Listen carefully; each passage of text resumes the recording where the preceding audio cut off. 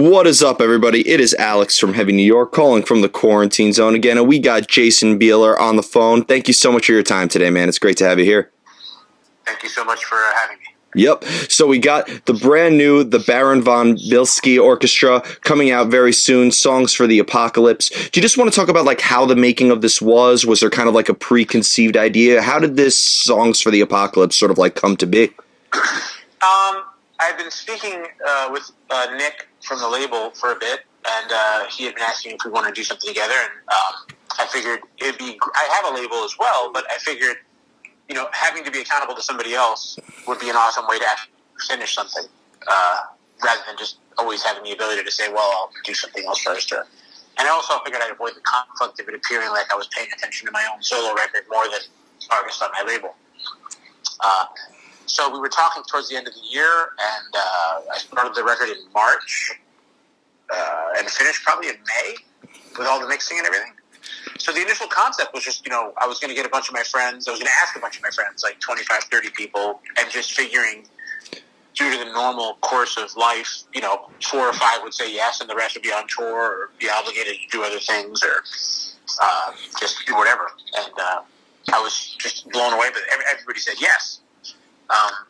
So, you know, the idea and the ability to make a record with all these guys, to me, was the whole point. And I mean, it was just amazingly fun. I'm such a fan. You know, I don't want to spend a half hour naming everybody on the record, but I'm literally a massive fan of what each of them do. Yeah. And so the ability to get to play with them and have them interact on these songs was brilliant. And yeah, I mean that was really the thought process. I mean, what's happening now is kind of, I wouldn't say freaking me out, but it's super nice because it's obviously getting a bit of a head of steam and people talking about it and enjoying it. You know, getting added to all these brand new like prog metal playlists alongside like Steven Wilson and all these other things. So it's like a whole new world kind of opening up, and that's just icing on the cake. Yeah, definitely. Working with like all these different artists, I even had like a nickname for it. I was calling it Jason Bieler United because it kind of had like that Roadrunner United sort of effect to it, or like Jason Bieler Allegiance or something like that. Working with all these different artists, did it like maybe hone your craft in a way, and did it teach you a lot of new things on how to, you know, about songwriting and really just about creativity in general? I mean, I'm a fan of all these people. I mean, the thing about this is that I think I've always had my own, for lack of a better word, like ecosystem. And I think the thing I'm most proud of is that it's kind of a diverse musical playground where you can have Clay Cook from the Zac Brown Band on the same record as Devin Townsend. It's not so much singularly unique to have guests on a record. I mean, you know, especially now, I mean, I think a lot of people are doing that. But I think when you have Butch Walker on a record with David Ellison, or, you know, and you just go down the list of these different people, to get them all in one record, and not shoehorn them in. I mean, I think there's a purpose and an appreciation for what they do, and everything kind of makes sense to me. I mean, that doesn't mean it makes sense to anybody else. But to me, that's really the amazing thing. But, I mean, how can you not be awestruck by Devin Townsend's abilities or Bumblefoot's abilities, or, you know, you just go down the list. I mean, everybody on this record is a badass in their own right, has a career worth, you know, diving into and investigating. So to be able to just hear what their interpretation is, especially I think in this quarantine sense, I mean, obviously the horrible negatives that certain people are facing, but from a creative standpoint, we weren't together. So there was no ability, and probably in a good sense, of them to feel pressured or me to feel like I have to tell them anything. Not that you would anyway. But so everything I got back was their raw interpretation of the music, without any filter. And it turned out to be, in my, you know, from my taste, I was just blown away by what everybody did. Do you feel that, like, you know, for people who haven't heard this album yet, you know, going from a song like Never Ending Circle to Apology to Bring Out Your Dead, and, you know, with Very Fine People and stuff, is there going to be kind of like maybe a consistent underlying armature that maybe like ties all these songs together? Or do you feel that every song is sort of going to be like playing by its own rules and sort of like having its own identity? I don't think it's a theme record per se, or like, you know, those classic, you know, like The Wall, or where there's like this running narrative. But I do think there's this kind of warped, disfigured, carnival barker, voodoo kind of theme. There are themes that sow themselves through. So I think if you're listening to it as a record, you know, the context and the songs will all have a kind of for lack of a better word, they make sense, I think. If you're going to deep dive on the record. If you're just going to listen to the record as a whole, I think you're going to find a lot of stuff you dig, and hope some stuff that's a little bit challenging. And, I'm just lucky because my whole career I've spent doing stuff that doesn't always, as a context, even going back to Saigon Kick, it doesn't make sense that Love Is On The Way is on the same record as the Lizard, or, What Do You Do, or some of the punk stuff. So, for me, I've always done that kind of thing.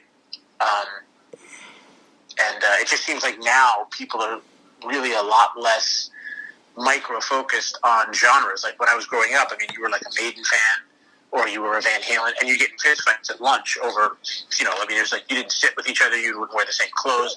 And now I think people are just into music, and good tunes, and good musicians, and good songwriting. So I don't think people care as much about what it is as much as, like, that they like it.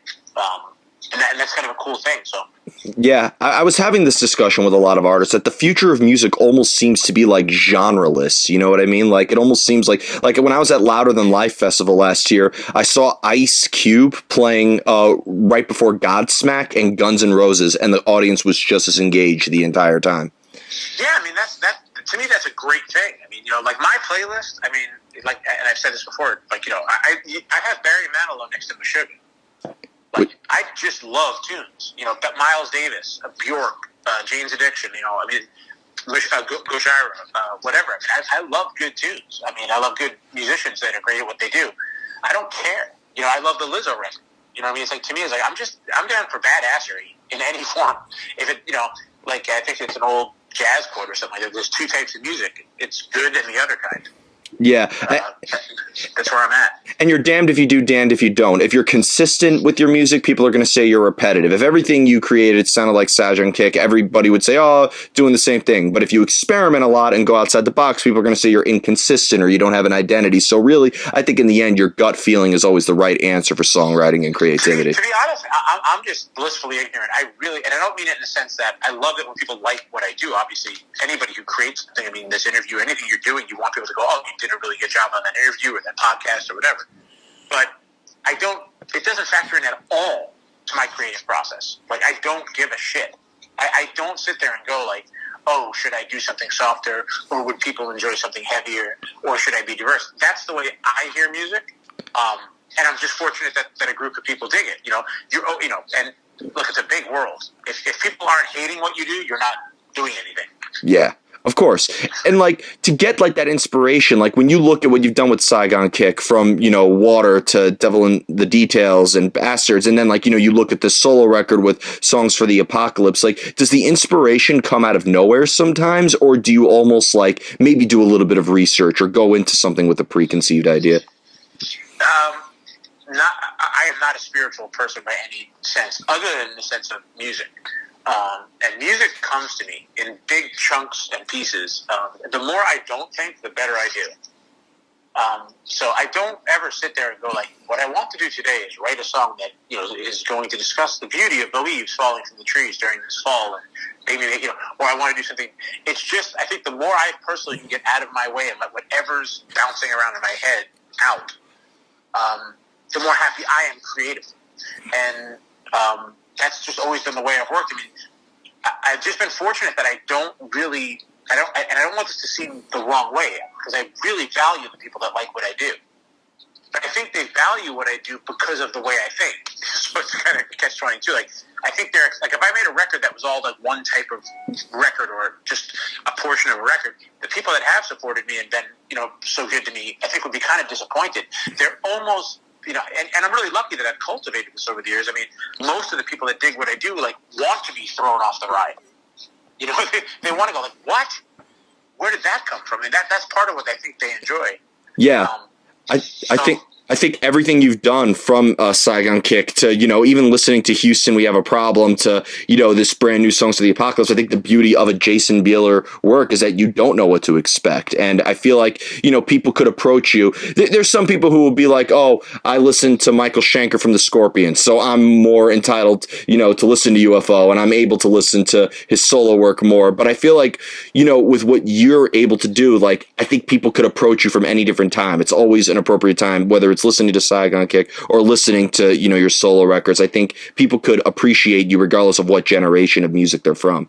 It's funny because, and thank you, but it's funny because I think this record has gotten on all these really big prog metal, and I never thought of myself as a prog artist, period.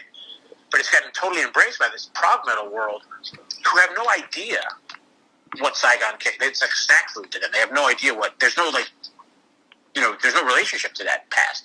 There's no connection to that music for them. So they're just sitting there listening to me next to, whatever's happening in prog metal at the moment, or all these cool bands. And so it's just so funny because there's a whole demographic of people that are 25 to 45 that, like I said, have no connection to Saigon Kick and are all of a sudden really reacting to this record, which is super cool. Yeah. To me, Yeah. Well, prog metal is so in nowadays. Now there's no better time to write a 27.5-minute long song than now, just in the future. But I'd imagine too, trying new things and experimenting with your style and collaborating with different musicians. It has to make it easy to try new things, right? You don't feel like you're enslaved to a formula that you've done in the past or anything. No, I never have been, a knock on wood, never will be. I've always just kind of done, I think, not comparing myself to Devin Townsend, but I think in a similar sense, where Devin attacks whatever he wants to attack. And if that's going to be a record like Casualties Are Cool, then that's what he's going to do. If it's going to be like the new record Empath, then that's what he's going to do. And it's going to have all kinds of amazing choral, choirs and these brilliant musicians on it. It's going to be very adventurous, but so diverse at the same time. That's just the way I approach music. That's why you kind of see him as a kindred spirit in that sense. I just, whatever I happen to be involved with at the moment, when that spark hits, then I feel I almost think of it like movies or like a visual. I love a good horror movie, but I also dig a comedy, and I also like, whatever, a sitcom, or I like, Python, and I like all these different things. I would never want to sit there and, write 12 episodes of a horror show. It would hold no interest for me. I'd like to do something really interesting in horror, but I also like to do something just amazingly, wacky, like some of the great Python stuff. I always want to be, messing around in different things. I just couldn't sit there and do. And I respect bands that have stuck to their guns and do something really, really well. You look at AC/DC, whose new record is just great. It's that's great. There's a reason why they're who they are, and they make great records. So it's not like I don't think that's a good thing, or I don't think they're not challenging themselves, or I don't think it'd be much better if AC/DC decided to do a Yes album or something like that. I think they're just great at what they do. For me, just personally, I just like all kinds of music, and to not be able to mess around with it or have that get to my own blender would be boring. Yeah. And there's no genre in anything, whether it's music or visual art or movies or video games or literature or anything like that. There's no genre or style that has all elements into it. There's going to be stuff that is in horror movies that you're not going to find in drama movies or action movies or mystery movies or anything like that. There's going to be stuff in heavy metal that you're not going to find in hip hop. There's stuff in hip hop you're not going to find in heavy metal, and so on and so forth. I think as long as if it's real and it's sincere, that's what matters. Yeah, absolutely. I think people can always tell whether you're just trying to let me do something that's prog because prog's cool at the moment, or let me do something that's country because country's cool at the moment. That never works. People are pretty smart when it comes to that. I just look at it like, a sonic adventurer. We're going to go out into the fields, we're going to rummage around, and some days you're going to have these amazing hikes and find amazing views, amazing things, and some days maybe you don't. But I find the most interesting part going out into the field. That's the game for me. Mm-hmm. And that's just where my head's at. I always want to be out there, what's behind this next turn? What's up this mountain? What's behind these trees? And musically, that's exactly how I look at it. And like I said, you're not going to walk out there every day and find the best things. But, hopefully it all leads towards better and better things. And you start to amass a lifetime of interesting stories based on all these adventures. Yeah. How do you know that when a song is done? Because you explore so much, eventually you have to kind of exit the woods in a way. At what point are you able to put a composition down and be like, okay, we got this? Well, a couple of years ago, maybe 3 years ago, I started a writing experiment for myself. It was never designed to be a commercial enterprise at all. So I started this thing on Bandcamp. And my whole point was, within 24 hours, I wanted to write, record, mix, produce, and release a song. So I did about 150 songs in a year and a half, something like that. And the whole purpose of that was just to refine the writing process. Because, just having I didn't want to spend 3 weeks getting a snare reverb or anything. I just wanted to write and write and write and write and write. I think just for me, like, I probably have not that it's all the rage to say you have some kind of attention deficit, but past a certain point, I just start thinking about what I could do next, and I have to move on. Mm-hmm. I know I could sit there and fiddle knobs for the next 6 weeks, and I also feel like, great songs aren't usually in the minutia. It's like, it's kind of like, yeah, I mean, you can mix, Appetite for Destruction a million different ways. It's still going to be a pretty damn good rock record. Or, Metallica stuff, or whatever. So after a certain point, once my attention starts going, I wonder what this guitar would sound like, or I start thinking about different gear or whatever, that's when I kind of start to go, let me just put this to bed. Mm-hmm. Okay, so it's almost kind of like a composition is finished by the time you start to the next one. Yeah, I mean, I think it's just one, for better or worse, I'm not saying I'm sure there's brilliant people I could collaborate with and we go deeper or not even deeper so much, just take different turns with it. But in terms of the way I worked on this record, yeah, we just kind of back and forth. But I also had the whole thing in my studio up, and I was able to bounce.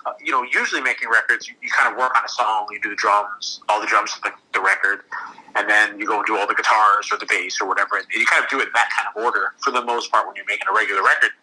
In this sense, it was all me for the most part until I had the guests play. So I was able to bounce back and forth between songs really easy. So the record was kind of finished at the same time, more so than any particular song. Mm-hmm. Because I would go do all the vocals, then I would jump to the solos on this, and then back to the drums, and then back. So it was always, I always had 3 or 4 songs constantly in rotation being tweaked, which helped me because I never got bored. Yeah, and being bored is the worst place to be when you're an artist. That's like, I know nothing is ever. It's never good when you force something in art, but if you are bored and you are static, you gotta force your way out of that sometimes. Yeah, and I defy anybody to sit in a room for 24 hours hearing a snare drum sound get dialed in and not want to kill themselves. I mean, it's just, so that the ability, especially with technology now, to have instant recall on everything and just bounce back and forth between songs. So when you're working on a song and you either, not even bored, sometimes maybe you get to a dead end, I can, without sacrificing anything, just all of a sudden jump to another song and start working on that one. And find new things to be excited about that, and then go, let me go back to this one. So you're always able to kind of keep a fresh perspective, hopefully. Yeah, absolutely. So before we go, I want to thank you so much for your time today. I really enjoyed this conversation. Is there just anything else that you would like to promote for the release of Songs from the Apocalypse, like maybe some live stream performances to help promote this, or some sort of like a release merch or anything else that you'd like to plug? What is this live streaming you're talking about? Are artists actually doing that? Yeah, apparently. It's what the kids are doing nowadays. Yeah, I'm looking forward to hopefully, with a little bit of luck here, the vaccines taking root and people getting healthier and it being safe for people. And hopefully by the end of the year, late summer, fall, I'm hoping we can start to do this live. It's a record I think will be really fun to see blossom in a live sense, and challenging and all that kind of stuff. So I'm looking forward to that. And other than that, I mean, I hope everybody digs it. Awesome. Well, thank you so much, everybody. We are here with Jason Bieler. Be sure to check out Songs for the Apocalypse, coming out January 22nd via Frontiers. This is Alex from Heavy New York, and we will see you next time.